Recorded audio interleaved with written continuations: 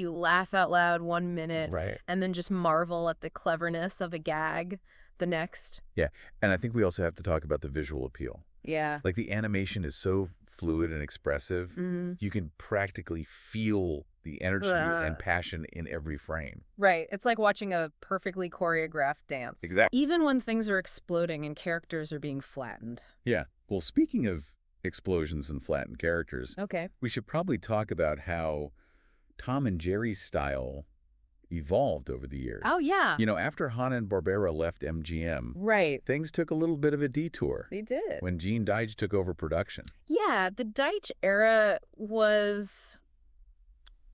It was interesting. It was something else. Like, imagine Tom and Jerry suddenly dropped into like a Cold War spy thriller or something. Right. It was definitely a departure from the classic style, to say the least. Yeah, Deitch had this more surreal, almost edgy approach to the whole thing. Yeah. You know, the animation was more limited. Right. The backgrounds were often really sparse and abstract. And even the music had this kind of eerie Eastern European vibe. It's like they went from Hollywood glamour to behind the Iron Curtain in the blink of an eye.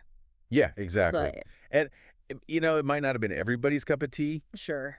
but you have to admire Deitch's willingness to experiment. Right. You know, to push the boundaries of what a Tom and Jerry cartoon could be. It shows how adaptable those characters are. Yeah. Like, they can be reinterpreted and reimagined Right. without losing their core essence. Exactly.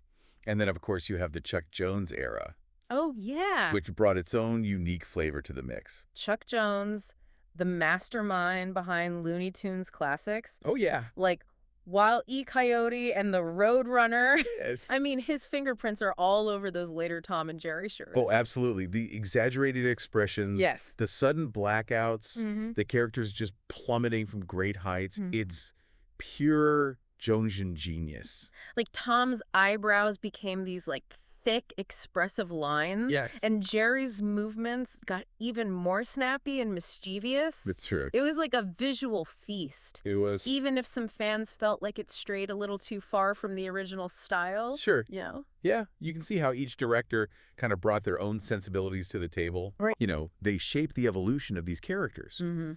but they still stayed true to that fundamental dynamic. Yeah, and all of this was happening before Tom and Jerry even really hit television screens. That's right. Yeah.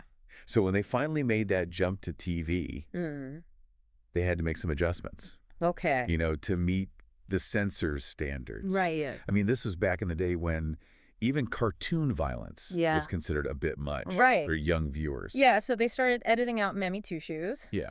and toning down some of the more, like, intense gags.